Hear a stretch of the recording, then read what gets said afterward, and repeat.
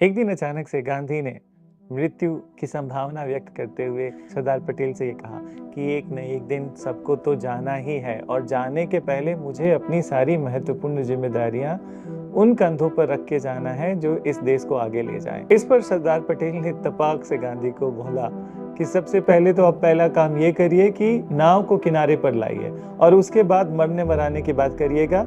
चाहे आप स्वर्ग लोग जाइए या मित्र लोग जाइए, मुझे कोई मतलब नहीं, पर अभी जरूरी ये है कि आप नाव को किनारे पर लाएंगे। So this is one of the excerpt from the Gandhi's conversation with Sardar Patel, and it always used to be very blunt. Moreover, undoubtedly we can say that Gandhi and Patel were very closer. But when it comes to the closest people to the Gandhi, so Gandhi most loved Jawaharlal Nehru and he respected Rajendra Prasad ji. He highly esteemed Rajaji and so as Maulana Abdul Kalam Azad Sahib.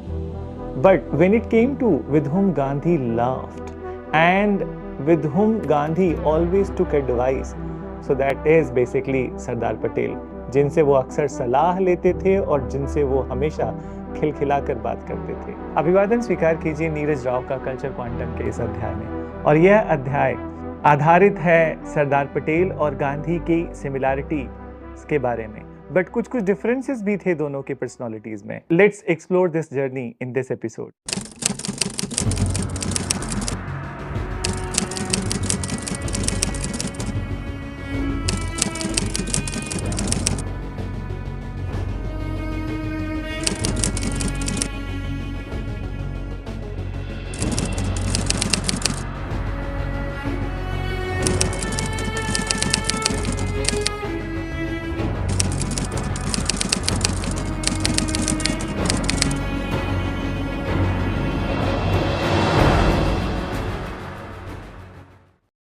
बिना किसी doubt के इस बात को हम कह सकते हैं कि पटेल और गांधी के बीच में एक बहुत ही इमोशनल बॉन्ड था।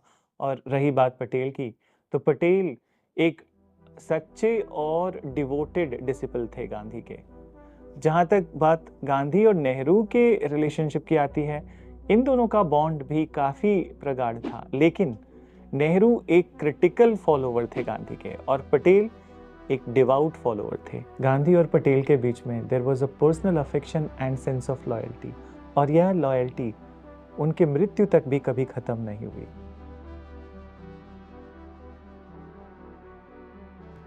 पर ऐसा नहीं है कि दोनों के बीच में डिफरेंसेस नहीं थे। इनफैक्ट दोनों के रिश्ते ब्लाइंड और अनक्वालिफाइड नहीं थे।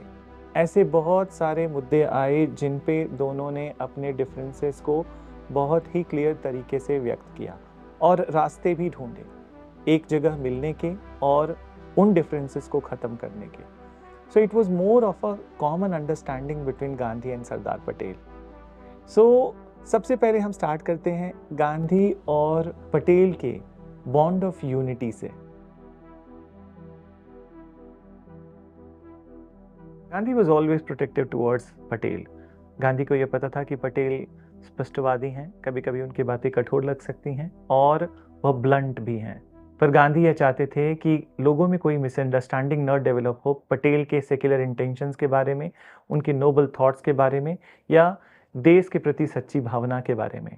तो वो हमेशा यह स्पष्ट करते थे कि पटेल ने जो कहा है वह देश के हित के लिए सर्वोपरि है। गांधी और पटेल हमेशा एक दूसरे के स्वास्थ्य के बारे में काफ़ी चिंतित रहते थे, और ऐसा ही एक इंस्टांस है जब 1932 में कम्युनल अवार्ड अनाउंसमेंट के बाद जब गांधी ने फास्ट अनटू डेथ डिक्लेरेशन किया, तो उस समय गांधी जब यरवदा जेल पुणे में थे तो उन्होंने महादेव देसाई से कहा कि मुझे लगता है कि मेरे इस डिसीजन की वजह से पटेल मुझसे नाराज होंगे। इस पर महादेव देसाई ने गांधी को कहा कि पटेल आपसे बिल्कुल नाराज नहीं है, कि वो तो ज़्यादा चिंतित हैं कि आपकी मेंटल स्थिति इस समय पे क्या है और इससे आपका स्वास्थ्य खराब ना हो और इस वजह से आपको कोई डिससेटिस्फैक्शन या कोई डिसप्लेजर ना हो।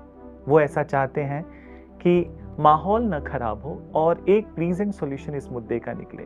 इस पर गांधी ने महादेव देसाई को कहा कि आप पटेल को ये कहिए कि वो भी अपने स्वास्थ्य का ध्यान दे और वह अपने स्वास्थ्य के मामले में बहुत इनडिसिप्लिन्ड है। Further said to Mahadev Desai that Patel must not wait steam to come up to the top of the kettle and he must take care of his health. So इस तरह के बहुत सारे इंस्टांसेस हैं जहां दोनों एक दूसरे के स्वास्थ्य के बारे में काफ़ी चिंतित रहते थे।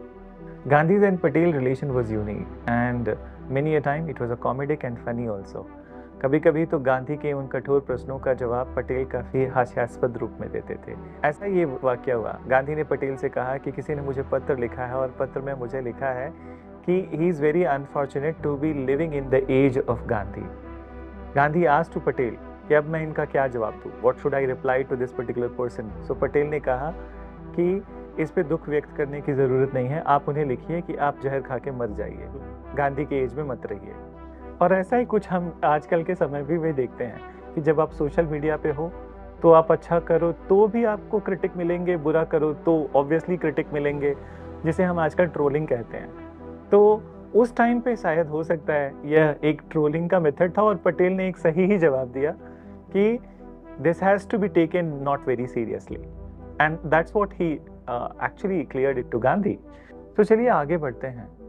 गांधी और पटेल की कैमरेडरी के अलावा उनके डिफरेंसेस के बारे में भी। उनके डिफरेंसेस थे कुछ मुद्दों पर ये डिफरेंसेस इतने भी बड़े नहीं थे कि जिन्हें सुलझाया ना जा सके।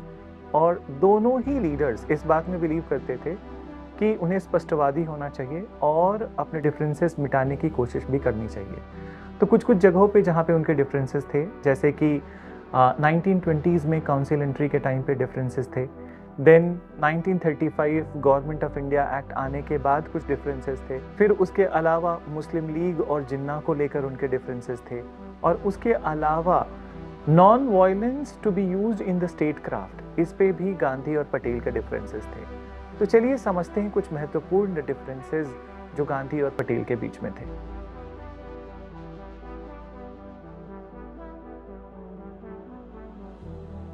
तो सबसे बड़ा डिफरेंस जो गांधी और पटेल के बीच में था वह अहिंसा के मुद्दे को लेकर था। ऐसा नहीं है कि Patel was not the believer of the non violence, in fact he was a firm supporter of the concept of the non violence and in many ways he was the most enthusiastic participant of the non-violent method. But जब बात आई state craft में non violence use करने का तो पटेल इस बात पर गांधी से सहमत नहीं होते हैं। गांधी हमेशा से इस बात के सपोर्टर थे कि चाहे वो नेशनल मूवमेंट हो या फिर कंट्री का एडमिनिस्ट्रेशन हो, हमें वायलेंस पर डिपेंड नहीं होना पड़ेगा। पर पटेल ने इस बात पर उनसे पूछा कि अगर आपके देश पर कोई फॉरेन अटैक होता है तो क्या आप इसे नॉन वायलेंस से सुलझा पाएंगे? क्या हमेशा इसमें आप सक्षम हो पाएंगे कि आप नॉन वायलेंस के थ्रू इन एक्सटर्नल डिफरेंसेस को दूर कर पाएं? तो इससे हमें पता चलता है कि गांधी एक आइडियलिस्ट पर्सन थे, उनके आइडियाज बहुत आइडियलिज्म में थे। और on the other side Patel was very practical and pragmatic.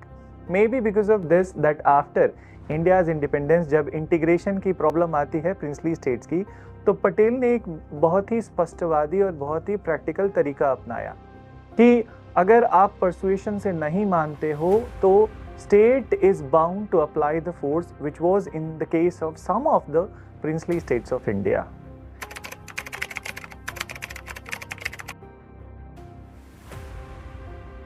ये तो बात हो गई पटेल की असहमति गांधी से।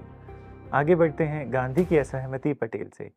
कभी कभार ऐसा होता था कि Gandhi was not in the favor of the high-handed note in the Patel's speeches, या फिर हम ये कहें कि पटेल की स्पष्टवादिता कभी कभी गांधी को पसंद नहीं आती थी।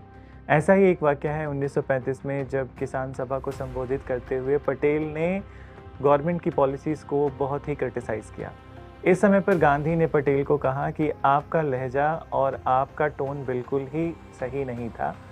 Rather than criticising government all the time, हमें अपनी तरफ भी मुड़कर देखना चाहिए और आपको टेनेंट्स को ये बोलना चाहिए कि पहले वो खुद देखें कि वो खुद क्या कर रहे हैं, पहले खुद को सही करें, पहले अपना घर सही करें, फिर उसके बाद हम गवर्नमेंट के बारे में बात करेंगे। तो पहले हमें खुद को सही करना है, उसके बाद हमें गवर्नमेंट को वापस उनकी रिस्पॉन्सिबिलिटी की तरफ लाना है। और इस बात को सुनने के बाद पटेल, ऐसा नहीं है कि पटेल असहमत होंगे गांधी के इस बात से, उन्होंने उन्हें एक एश्योरेंस दिया कि वो आगे से इस बात का ध्यान रखेंगे। तो यह बात अपने आप में ही इस बात का इंडिकेटिव है कि दोनों के बीच में डिफरेंसेस तो रहते थे, पर दोनों के बीच में डिफरेंसेस को मेंड करने के तरीके भी हमेशा होते थे। ऐसा ही एक और मुद्दा है जहाँ पटेल गांधी से काफ़ी असहमत होते हैं, और यह बात सिर्फ पटेल की ही नहीं है, जबकि गांधी के वो सभी लोग जो उनके काफ़ी क्लोज़र थे, गांधी के कुछ प्रयोगों से वह बिल्कुल भी सहमत नहीं थे। और जैसा कि आपने सुना भी होगा कि गांधी के ब्रह्मचर्य के प्रयोगों से काफ़ी लोग सहमत नहीं थे, और इनफैक्ट एक बार पटेल ने उनको लेटर में लिख के कहा कि he is very saddened by these experiments of the Gandhi, and he called it as a terrible blunder, and he immediately asked Gandhi कि आप ऐसे एक्सपेरिमेंट्स को रोक दीजिए, आपका इंटेंशन जो भी हो, लेकिन इससे आपकी छवि खराब होगी। पटेल ने अपनी स्पष्टवादिता नहीं छोड़ी, और कभी कभी उनकी स्पष्टवादिता बहुत ज़रूरी भी थी, क्योंकि हमेशा एक आइडियलिज्म में रहना may be it's not always a good solution. Gandhi और पटेल का रिश्ता ऐसा था जो हमेशा एक रिस्पेक्ट के साथ, एक बॉन्ड के साथ देखा जाता है, और छोटे बहुत जो भी डिफरेंसेस रहे, उन्होंने हमेशा अपने डिफरेंसेस को दूर किया। और जहाँ तक हमने पहले बात की थी कि गांधी के नॉन वायलेंस से पटेल हमेशा से सहमत थे, उन्होंने सिर्फ एक जगह आपत्ति जताई थी, जो कि यह है कि स्ट्रेट क्राफ्ट में कैसे नॉन वायलेंस को यूज़ किया जा सकता है। और उन्होंने 5 जनवरी 1947 को गांधी को डिफेंड भी किया, और यह भी कहा कि नॉन वायलेंस के अलावा कोई और विकल्प नहीं हो सकता है। 5 जनवरी के उनके वक्तव्य ऐसे हैं कि except India the entire world fights sword by sword, and sword will not lead to the end of the strife, it is a vicious cycle, so that's why it's better that we Indians, we have the weapon of non-violence, and that is the solution. यह बात अपने आप में ही इस बात का indicative है that Patel has deep and devout followership of the non-violent methods. So this is what the small story of Gandhi's unity and differences with Patel. And in this story, what we learned that they had deep faith in honesty, truth, and the methods of non-violence and promoting the goodness. Same way, I would like you to also follow the path of truth, and always look at the good content. Whenever you come across the good content, promote good content, like good content, and you yourself create a good content. And if you want good knowledge, good content without any fabrication and without any propaganda, so then you must refer to our book, A Journey Through Indian Art and Culture, written from the perspective of giving you a holistic understanding of Indian art and culture, so that you can address all the questions of prelims and mains examination. I hope it helps a lot in your successful journey.